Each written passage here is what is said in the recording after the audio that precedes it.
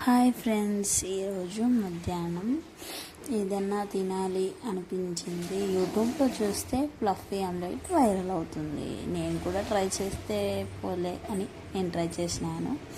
బాగానే వచ్చింది. నాకు కూడా ఆమ్లెట్ రాదనుకున్నా, ట్రై చేశాను, వచ్చేసింది. నేను ఎలా చేశాను ఇలా చేయండి, ఖచ్చితంగా యూజర్ సక్సెస్ అవుతుంది. ఓకే, ఇప్పుడైతే ప్రాసెస్ చెప్తాను. ఫస్ట్గా 4 గుడ్లు తీసుకొని పొలగొట్టుకొని నెత్తి మినక ఒక బౌల్లో పొలగొట్టుకోవాలి. పొలగొట్టుకొని ఉప్పు, పసుపు, అల్లం పేస్టు, నూనె, ధనియాల పొడి, కారం వేసి మంచిగా కలుపుకోవాలి. ఒక 15 నిమిషాలు మంచిగా కలుపుకుంటే పొంగుతుంది.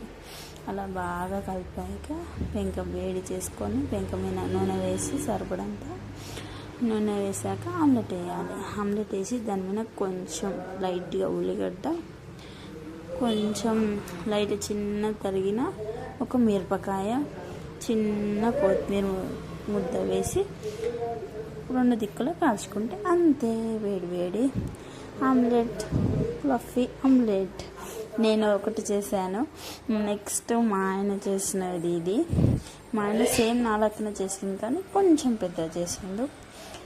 దీంట్లో కొంచెం ఉల్లిగడ్డ, మిరపకాయలు కొంచెం ఎక్కువగానే ఉన్నాయి. మా ఆయన చేసింది బాగా వచ్చిందా, నేను చేసింది బాగుందా, కామెంట్ చేసేయండి.